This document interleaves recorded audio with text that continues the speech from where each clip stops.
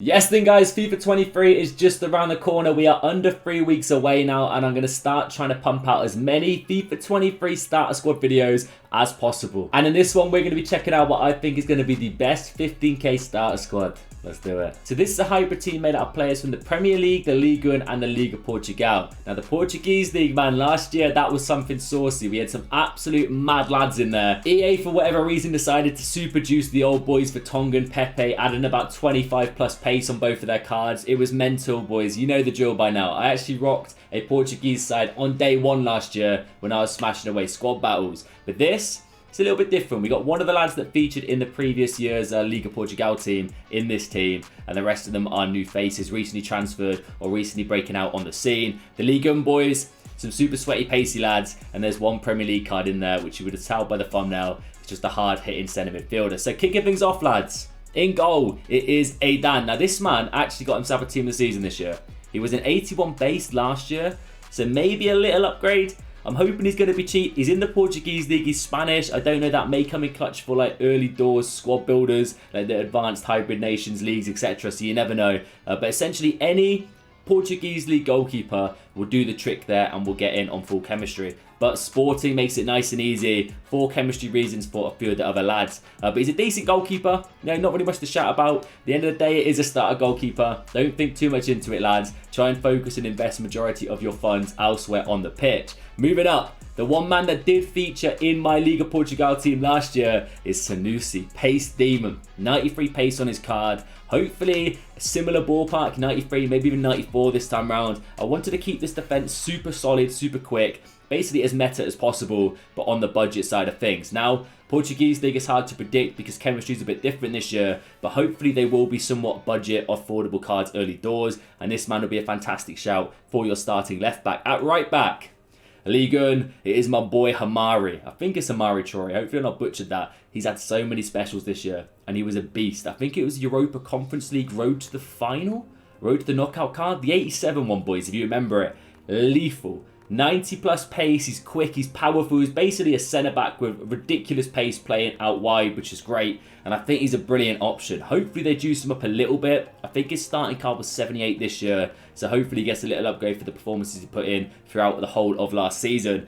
He's just going to be a really cheap, affordable option. The Liga 1 has some insane fullbacks, lads. Hakimi, to say one, and a few other boys. So hopefully he is going to slip under the radar and be that budget option for that league. Now, centre-back. We'll start off with the left centre-back position. And this man, it's where it's a bit controversial. When I say budget, this man does not come to mind.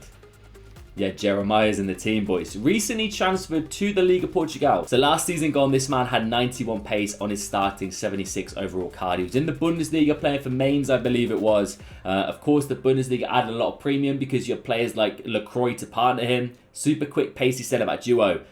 He was a little bit expensive. However, I think the transfer this year around is definitely going to cut his price. He's still going to be a little bit pricey because of that pace stat. But trust me, nowhere near the price he was at the start of last game.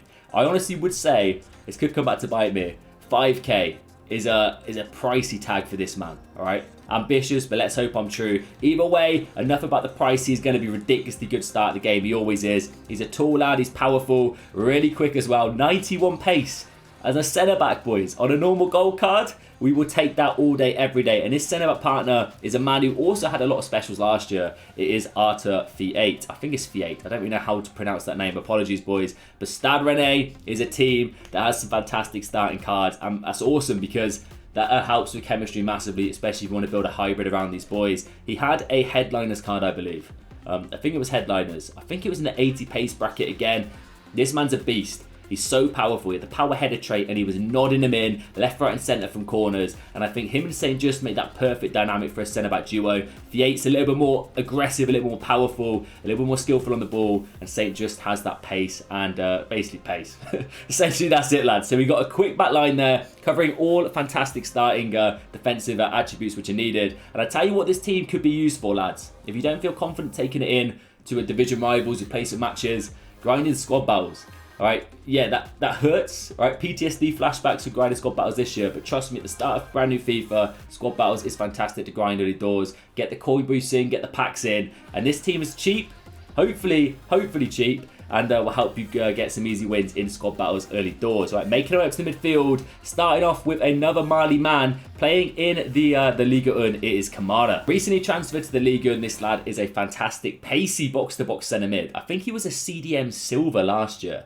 It rings a bell because I remember rocking him in one of my silver squad builders. 80 plus pace, little small lad. He's got that kind of like agile body type as well, which is great in game. Hopefully he could be a versatile CDM role alongside a more heavy hitter, which is the man you would have seen on the thumbnail, and potentially one of the more premium options in this team. It is Mr. Yves Bissouma. I'm wearing an Arsenal shirt talking about a Spurs player. It hurts a little bit, but he's a baller. Let's be real. And for starter teams, he could be class. He doesn't really have a standout attribute in regards to FIFA. He's just a very well-rounded centre midfielder. And hopefully somewhat affordable. There may be a bit of a premium tax because, you know, recent transfer player. The fans love him. He's a bit of a baller in the real world as well. So that may add a little bit of a premium to him. But fingers crossed he is somewhat affordable. And these two Mali boys, we've got 3 Mali lads in this team repping it right now. I think Kamara and Bissouma as a dynamic duo in a CDM role, maybe in a 4-2-3-1 early game, or some team with, or formation with 2 CDMs. I think they could help each other fantastically. So that is how the team is looking. The back four is solid and quick. 2 beastly midfielders need a bit more flair.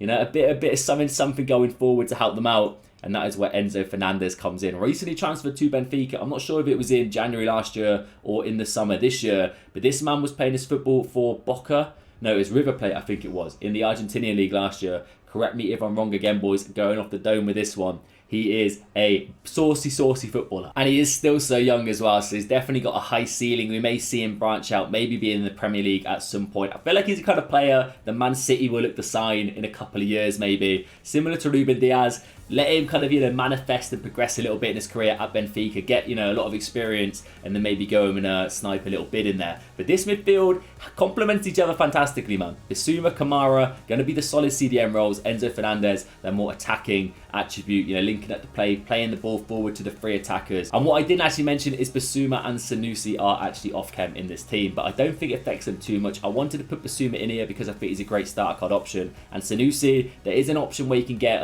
Wendell, I think his name is, another Porto left back in here who will be on full chem, but Sanusi definitely has the more pace, and I feel like pace is essential early game. But that is the team, boys. Let's make our way up to the front 3, and we are not messing about with these boys. Recently transferred, I think it was, I don't know, it's same with Fernandez, it was January or this summer. It is a man who kind of drifted away a little bit, David Neres. Now this man, before Ajax, was a baller. Well, I didn't see much of him, but from what I was seeing, all the cards on FIFA, 5-star skills, he knows his way around a football. I think he moved to Shakhtar, it was, in the Ukrainian league. I'm not 100% sure. Or he moved out somewhere, and then he gets his move back to the Portuguese league here, playing for Benfica.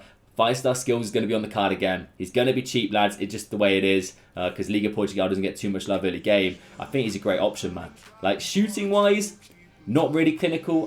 Don't rely on him too much to bag you goals. The striker's definitely going to do that with this team. But that pace, the physicals, and the skill moves is going to be a nice little addition to the squad. Now, on the other side, a player that I'm so excited to use. So damn excited. I think this man could be game-breaking for early game starter squads, even as a super sub. It's like Rafa in previous years. This man was an option, but we're going for this lad you're about to see in a second. Just pace, skills, dribbling, so hard to defend against. It is Jeremy Doku. What a baller. I was kind of gutted that Marty Master didn't go in for him. We needed that kind of backup right mid, right winger, so Saka isn't getting overused. I thought Doku could be a shout. No one's really gone in for him yet. He's still developing over at Stade Rennais, but that allows us to get chemistry, of course, because we've got Fiat and Traore already in the squad. But Doku, man, what a beast. Pace, skill moves, he's got it all, man. He's definitely got a high ceiling in the real world, super young as well, similar to Enzo Fernandez in the middle of the park. I think he's going to be so sick, mate. So damn sick. And trust me, he will be affordable. Last year he was, and this card was insane. I think he had like 90, at least high 90s, 95, 94 pace on the card, maybe even higher. Just a fantastic starter option, especially for squad battles, man. Like, pace is huge. Neres, Doku, the fullbacks, like, you're going to be running rings around the AI. And now to finish up the team, we need a man who's going to be clinical, bagging goals for fun, and that is Benfica's boy, Goncalo Ramos. I think his first card last year was a future star. I tried looking on Footbin, I couldn't actually find him.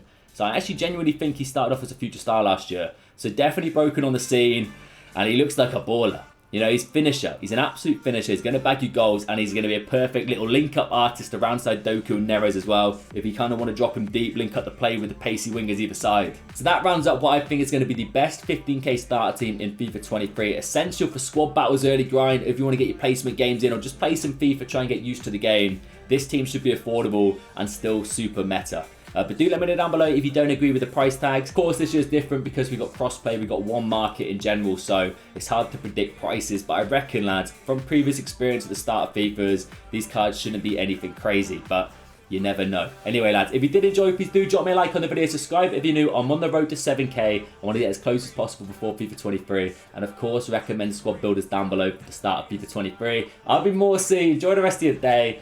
Catch you later.